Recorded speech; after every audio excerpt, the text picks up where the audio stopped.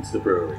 So it's been quite a while since I showed you all the kit around here, so while I've got a brew day going in the background that I'll talk about in a sec, let's have a quick look around and I'll show you all the bits and pieces I've got here and how it all fits together.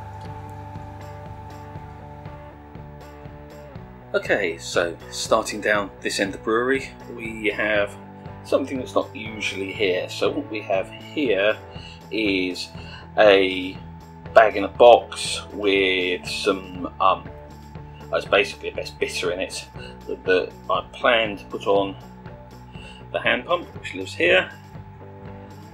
I'm going to have a few visitors over for socially distanced barbecues in the next month or so, so getting a hand pump beer on sounds like a good idea. The next thing you can see on here is the gas system. So the gas bottle lives underneath the end of the bench there. There's a regulator on the end, and then a secondary regulator next to it. The secondary regulator came with three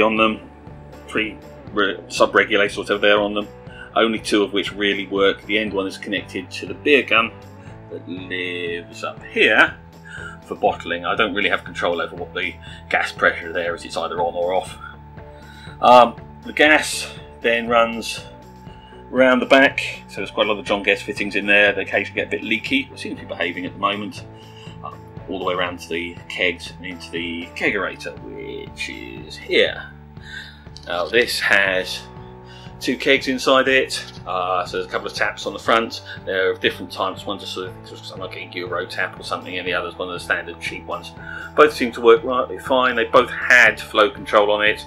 One still has its flow control dial on it. The other one is disintegrated and you need to use a screwdriver to adjust it, but it still works.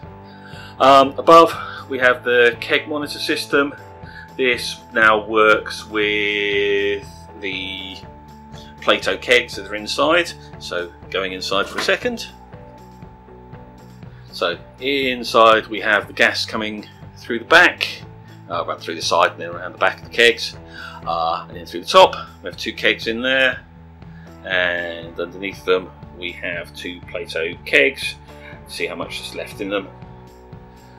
And the beer obviously comes out the top, goes from some 3/16 line and into the back of the tap. So I've cut out a section of the insulation in the door, added a board in there for strength, and that holds that in place. So you've probably seen all of these on the top. They have various medals. They go back to some Homebrew Forum medals. There's a rosettes over there. There's a lab one there.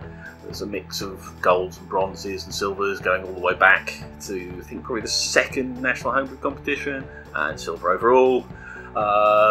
What's over there? There's a BrewCon World Series one, and this thing on the front here that you're probably wondering what that is. That's the trophy from the 2015 Estrée Pour Challenge. The Estrée Pour Challenge is an international brewing competition that I won, obviously in 2015. Anyway, that's me showing off those bits, so moving on. So what's my brewing today? Well, it's a version of a beer I brew quite often. It's an American brown ale, loosely based on the Janice Brown recipe from Tasting Dole. But in this case, I've changed the hops up for what I've got. So I've got some DVC Chinook and a bit of Citra I picked up at some brewing event, so get those used up. Nothing complicated about the recipe. Pale malt, a little bit of crystal. So I've mixed up some light and dark, that's what I've got. A bit of wheat and some chocolate malt. So there's about 500 grams of each of, 250 crystal, 500 of wheat and 250 of chocolate, which is quite a lot, but it usually turns out as a nice recipe.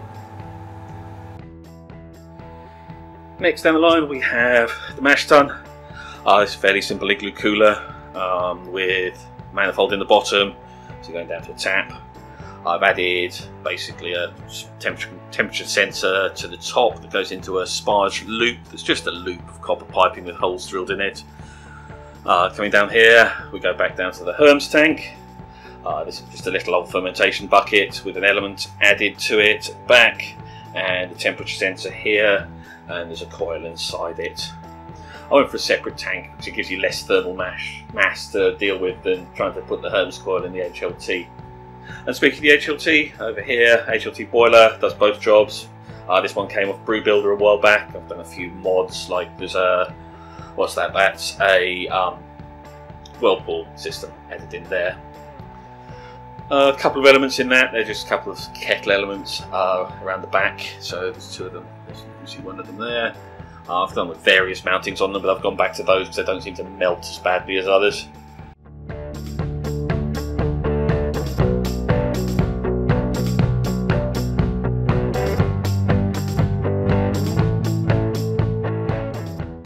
The whole setup is on basically a kitchen work surface I had fitted a while back. I put the work surface together and to get some people to fit the sink in for me, with a couple of taps down the end and the splashback. It's really useful having water here. And next, speaking of water, we have an RO system that I talked about in the previous video. That seems to produce quite nice clean water and stops me having to mess around with whatever Bolton water happens to be at the time. Over there you can see the storage for the steam condenser for another video, and up here is where I store grain. So there's 3 tubs up there, one for crystal malts, one for other malts, and one for dark malts. On the far side, the brewery is sitting on top of a fridge I used to store commercial beer, and a box containing camera equipment is the stir plate. So this one I modified a long time ago to fit a different pid onto it. The one that came with didn't work. It's a little bit bodged together, but it all works perfectly well and is heated, which is good because this garage can get cold in the winter. Well, that's it for today. I hope you enjoyed the whistle stops tour around the brewery, and I will see you in another video.